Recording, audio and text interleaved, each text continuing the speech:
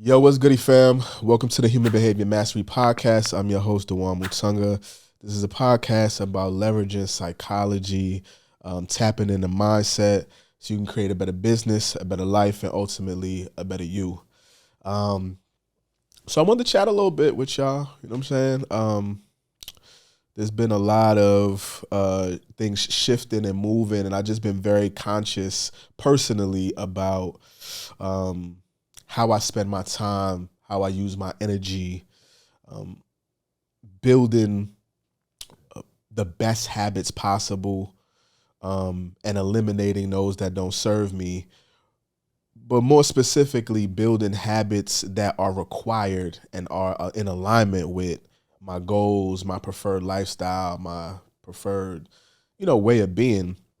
And so I've been having conversations, with family and friends. And one of the things that, keeps coming up in the conversation is just like where we get stuff from and how we learn things.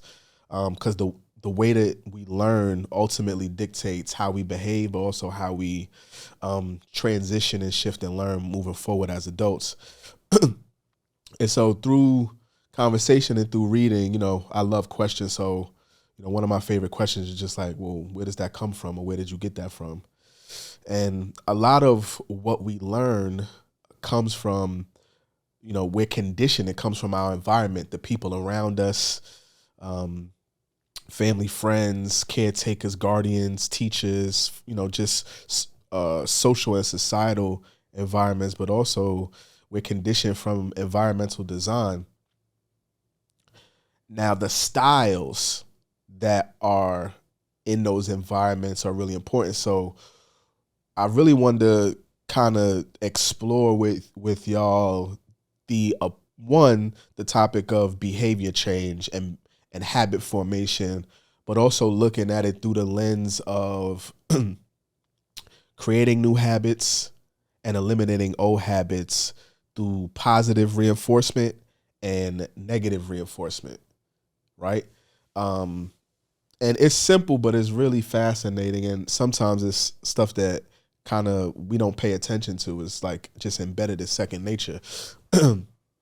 But I was talking to somebody just about parenting styles, right? So the conversation came about parenting styles and how some people reward behavior, right? Their children. So if you do something, the kid does their homework, you reward them with a snack, or they get to go play a game or something like that.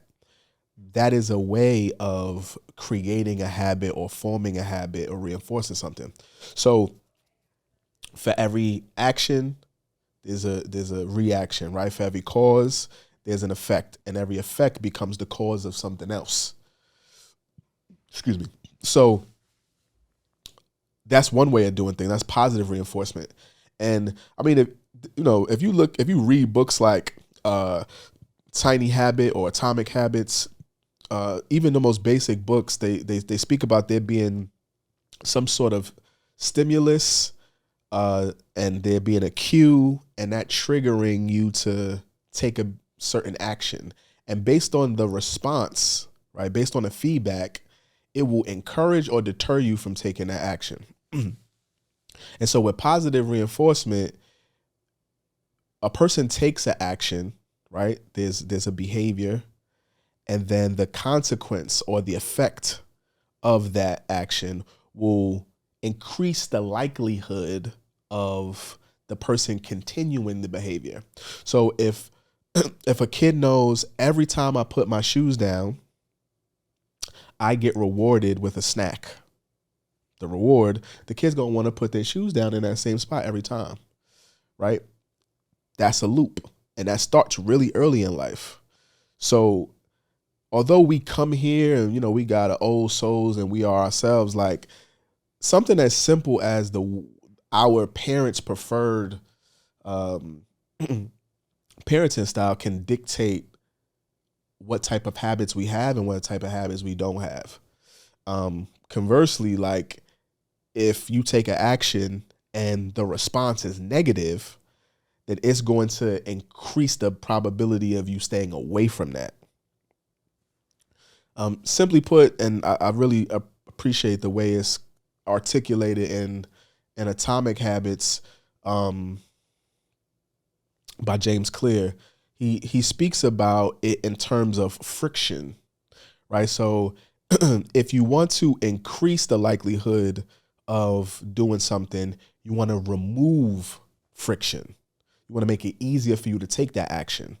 One, just repetition, consistency, but you don't spend an energy tax when there's no friction, so you can do something effortlessly. So the easier you make it, the less friction between you and taking the action, the more likely you are to take it. And if you are rewarded, there's a positive experience, your emotion will be attached to that event. So even the way that we store information, emotions and events are tied together. So it is much easier for us to, let me back up. So when we are in a good mood, or when we are rewarded, or we feel good, or there's a positive experience, we're more likely to tuck that in to the sort of positive box mentally. And when we are feeling good about ourselves, it's much easier for us to recall everything stored in that positive box. And so it encourages you to continue to take that behavior. The same with things that are negative. So if you're trying to break a habit, you want to put as much friction between you and that action as possible, right? You want to create almost a negative feeling, a negative consequence, provide negative reinforcement so that it increases the likelihood of you staying away from that behavior. So likewise, when we are feeling negative, we tuck those memories into the negative box. And when we are feeling negative, those things are easier to recall. So some people be like, yeah, that's a trauma response. This is, you traumatize or you starve or whatever, but that's actually real, right? Like you can recall happy moments. It's easier to recall happy moments when you're happy, and it's easier to recall negative moments when you're feeling negative. So that's why, for example, you could be dealing with, your husband or your wife, and let me say this for the fellas, right? So you might be in a debate maybe, and something negative comes up, that memory pops up. Oh, well, you did this. That's because the initial interaction made her feel negative, and because that's a negative event, there's a negative emotion, those two fuse, it gets tucked in a negative box. So now when those feelings creep back, it reignites the negative feeling, and it's very easy for that to just come up.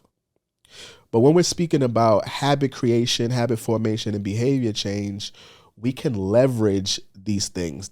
We can leverage the insight.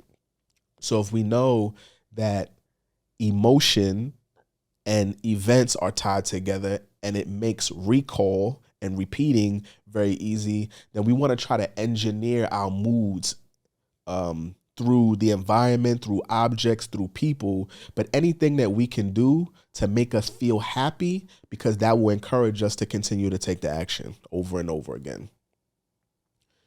And if you want to stop doing something, right, you want to create or engineer a negative experience so that when you are feeling a certain way, like you want to leverage the negativity, then that will drive you to stay away from something. So personally, I want to say there's probably like pandemic or something. During the pandemic, people was home. You start, let me not say people, I say myself. So, you're home, started getting a little fluffy. You know what I'm saying? So I was like, I have to, it would behoove me not to leverage the information that I know, but through environmental design, create a system that would stop me from doing negative things and encourage me to do more positive things. So every time, for example, I have like a rug, like a really big rug in my living room. Every time I crossed that rug, I had to do exercise, right? Because I was trying to engineer the situation to keep me away from the kitchen. I'm home, I'm bored, working from home. It's very easy to snack and lunch and eat and be a little bit more gluttonous than normal. So I had to cross this mat to get into the kitchen. So I was creating I was using negative reinforcement to dissuade me from going over there. So every time I had to cross the mat, I would do push-ups. I think I'm going to do a set of 25. I would do 25 push-ups every time. And, it adds up because I didn't put limits on it. So even when my children would ask me for a snack, that means I had to cross the rug, I had to drop, do some push-ups. So one, when you exercise, there's some pain associated, but it also makes me it made me more conscious and deliberate about me taking those trips, what I was eating, and the cost of making a trip in there. Now, what I also needed to do, and this is an example of positive reinforcement, right?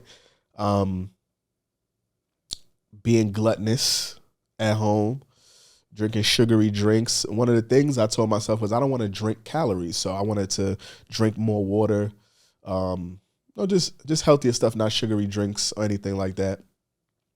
And so what I would do was, typically I would go to Walmart, I'd get a big case of water, get gallons of water, something like that. And I would tuck it away. So it wasn't really obvious. It wasn't in my line of sight. I had to remember where the water was and go grab some when I needed it.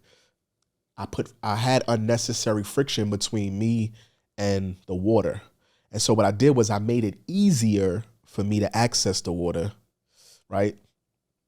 I would go and put the water inside my line of sight. I would just leave a couple of waters on the kitchen table. And just the way the environment is set up, I have to cross the table before I get to the refrigerator. And so what it would do was it would make me pass and stop by the water on the way to get the sugary drink. And usually I would just snatch a water. I would catch myself, drink the water, and I would reward myself, right? So if I went an entire week, right? If I went an entire week and I only had one sugary drink a day, because I'm human, so I allowed myself one sugary drink. But if I had one sugary drink and all the rest of my drinks was water, then I would reward myself with a cheat meal. Just a little thing. I graduated from that to drinking a gallon of water a day. I ended up doing 75 hard a couple times. But that was a way of me using positive reinforcement to reward myself, to encourage me to take positive behaviors or to encourage me to do something. So me putting the water in my line of sight, me putting the water on the table that's on the way to the fridge was a way for me to remove friction, which made it easier. And then the positive reinforcement to encourage me to continue to take the action was I would reward myself with eating something that I really love to eat once a week, like a cheat meal. So very simple, but these are ways for us to sort of hack ourselves, right? And be intentional about designing our behavior and our habits and make sure that it's in alignment with who we say we want to be and the things that we say we want. Yo, what's goody, fam? Listen, I know. I'm going to let you get back to the episode, but I wanted to take a minute to let you know about the Human Behavior Mastery course. Yes, we have a course that we put together for coaches, consultants, corporate leaders, and entrepreneurs. I know you're listening to the pod and it's all of this numbers and the adaptive and the natural, the D, the I, the attributes. We put together a comprehensive course to walk you through exactly how to understand each one of the personality types, each one of the values, and we're going to show you exactly how to get the most out of each type.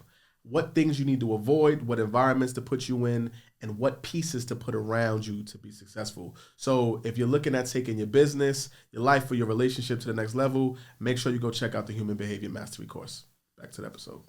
Right. So, another thing that I did, which is an example, I would, for positive reinforcement, just around finances, right?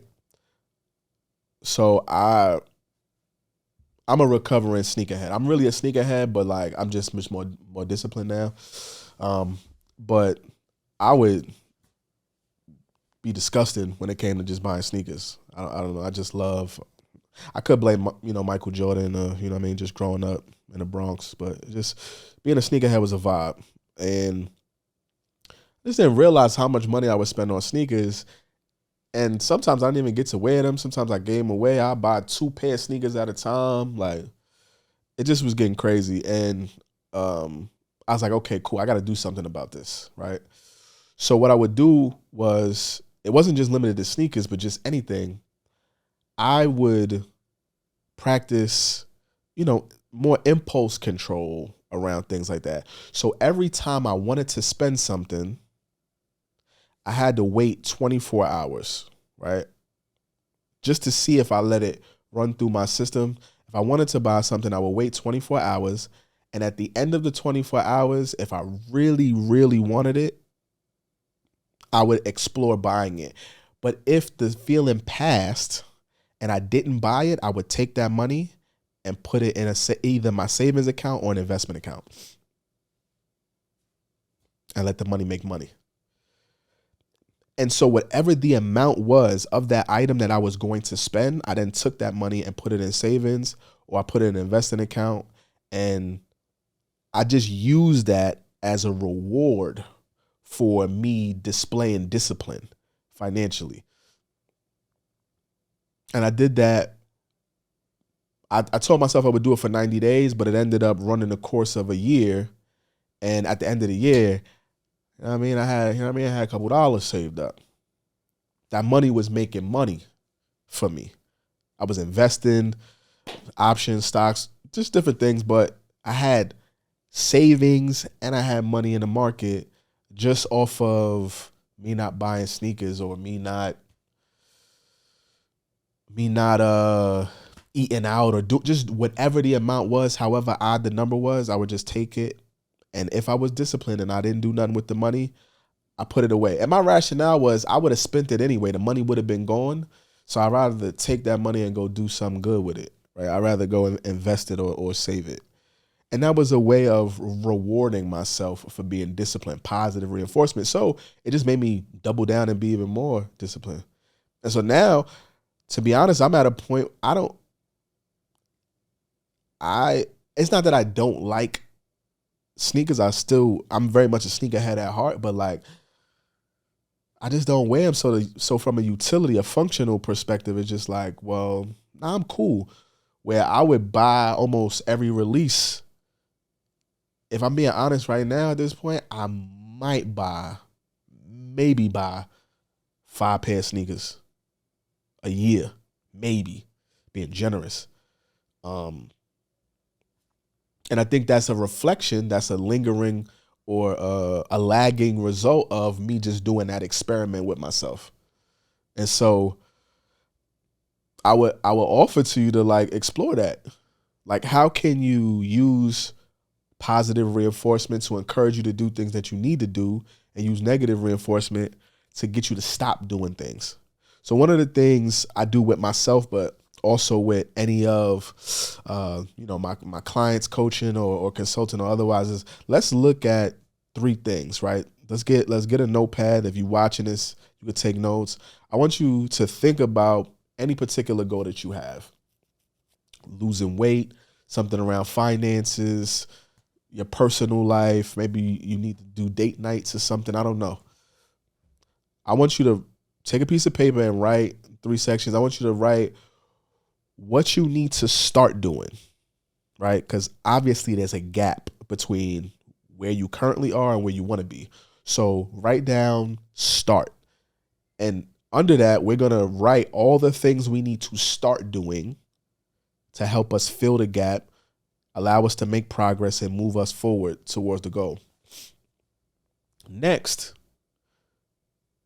write stop. And there, I want you to write all of the things that are getting in the way of you having the thing that you want. So these are the things you need to stop doing. You need to cut it out. You need to remove it. So everything in the start section, positive reinforcement. Remove friction between you and taking those actions. How do you simplify? How do you streamline the process from point A to point B? In the stop section, negative reinforcement. How do you add friction? How do you add friction so that it becomes increasingly difficult for you to do those things? So that you pay the highest energy tax possible when you do that. And there's a consequence. And then it's not all bad. So the last section I want you to write, continue. And these are the things that you are currently doing that are working for you, and you don't need to change these things. These are things that you are currently doing. This is evidence that you're moving in the right direction already. And so the reason why you have this continue section is because when you are looking to start things, right? And I know folks have heard of, if you haven't, but it's like habit stacking, right? So if you're looking to start a new habit, it makes it easier for you to initiate that by attaching it to something that you're currently doing. So if you look at the continue section, the things that you're already doing that's already working, if you can find a way to take something from the start section and add it to the back end of something in the continue section, then it increases the likelihood of you doing it, right? The positive reinforcement. So for example, if you wanted to floss more, just keep it as simple. If you wanted to floss more, right? You wake up, you go to brush your teeth. What would be a simple way of doing this? So in the continue section, you have brush my teeth. You brush your teeth, you're already doing that, it's working. So in the start section, you have floss. So what I would do is I would look at brushing my teeth, and right after that, I would add flossing. So now I would take the floss and put it right next to my toothbrush and my toothpaste. And so now after I brush my teeth, or before I brush my teeth, or when I'm going to brush my teeth, I am triggered and cued to go take the floss and floss. And if you keep doing that over and over, then you'll be doing it second nature in no time, right? I don't really get caught up in it takes 21 days or 60 to 90 days, whatever. For different people, it takes a different amount of days for it to stick. But what I do know is if you, again, take the habit you're trying to start and stack it on something you're currently doing, and if you reward yourself for flossing, you dramatically increase the likelihood of you being able to have that habit stick. Again, positive reinforcement, removing friction. And you could do the same thing with something you need to stop doing, right? So let's say you procrastinate. You're a procrastinator. Some of y'all have a goal, have something that's been on your heart. Some of y'all have been talking about doing something for the longest time. What if you said, hey, listen, you went to one of your friends and you said, hey, listen, this is what I want to do by this date. If I don't do it, I have to pay you $1,000. So some of y'all want to start a podcast. I don't know. Some of y'all want to write a book. Some of y'all been talking about starting a business. Why don't you go to one of your friends and say, hey, listen, I'm trying to start this podcast. I'm trying to write this book. I'm trying to start this business by, January 1st. If it is not done, I owe you $1,000 and I give you permission to publicly write a post about me or make fun of me in your Instagram stories. That's negative reinforcement. I don't know nobody that want to get clowned publicly. And sending them that $1,000 is gonna hurt. It's gonna hurt you, not them. They're gonna be happy. But that is negative reinforcement. So you're adding friction to a negative behavior, and it is going to dramatically increase the probability of you staying away from that. These are very simple. I'm not saying they're easy ways, but they're very simple, clear, straightforward ways to encourage behavior, to change, to form behavior, and to break habits, right?